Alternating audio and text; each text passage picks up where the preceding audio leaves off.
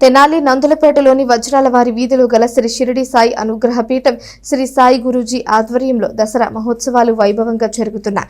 మంగళవారం సాయంత్రం దుర్గాదేవి అలంకారంలో భక్తులకు దర్శనమిచ్చారు. దేవి శరన్నవరాత్రి మహోత్సవాలు వైభవంగా నిర్వహిస్తున్నట్లు నందులపేటలోని శ్రీ షిరిడి సాయి పీఠం నిర్వాహకులు తెలియజేశారు. ప్రతిరోజు ఉదయం గణపతి పూజ, మండపారాధన, అమ్మవారి విగ్రహ స్థాపన, కలశ స్థాపన, శ్రీ చక్ర స్థాపనతో ఉత్సవాలు ప్రారంభమవుతాయని, అమ్మవారికి అభిషేకాలు, లక్ష కుంకుమార్చన, విశేష అలంకరణలు, మహామంగళహారతి, మంత్రపుష్ప సహితంగా జరుగుతాయని వారు తెలియజేశారు. మంగళవారం సాయంత్రం దుర్గాదేవి అలంకారంలో భక్తులకు దర్శనమిచ్చారు.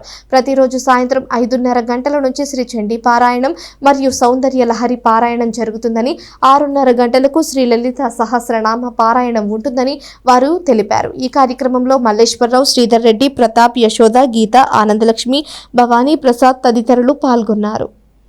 శ్రీ షిరిడి సాయి అనుగ్రహపీఠంలో మరి దేవి శరన్నవరాత్రులు అత్యంత వైభవపేతంగా నిర్వహించడం జరుగుతున్నది. కార్యక్రమంలో భాగంగా ఈరోజు సాయి గురువు గారి చేతుల మీద ఉండగా అమ్మవారిని ఈరోజు విశేషంగా దుర్గాష్టమి సందర్భంగా అమ్మవారు ఈరోజు మనకి దుర్గాదేవిగా అమ్మవారు మనకి దర్శనమిస్తున్నారు. మరి కార్యక్రమంలో భాగంగా ఈరోజు అమ్మవారికి పూజాది కార్యక్రమాలు ఎంతో ఘనంగా భక్తుల చేత నిర్వహించడం జరిగింది.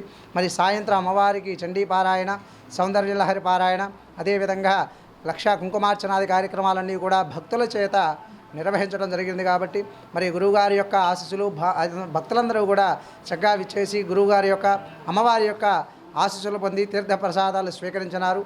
మరి అదేవిధంగా రేపు మనకి విశేషంగా మహిషాసుర మర్దినీ దేవిగా అమ్మవారు మహర్నవమి సందర్భంగా అమ్మవారు మహిషాసుర మర్దినీ దేవిగా దర్శనమిస్తారు. మరి అలాగే మరి ఎల్లుండు గురువారం నాడు విజయదశమి సందర్భంగా అమ్మవారు మనకి శ్రీ రాజరాజేశ్వరీ దేవిగా అమ్మవారు మనకి దర్శనమిస్తారు. కాబట్టి మరి ఆ కార్యక్రమం ప్రాతకాలంలో అమ్మవారికి పూజాది కార్యక్రమాలు, అదేవిధంగా మన యొక్క అమ్మవారి యొక్క పూజాది కార్యక్రమాల్లో ప్రధానంగా అభిషేక కార్యక్రమాలు, కుంకుమార్చనాది కార్యక్రమాలు నిర్వహించబడును.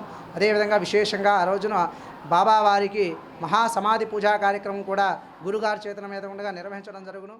అదేవిధంగా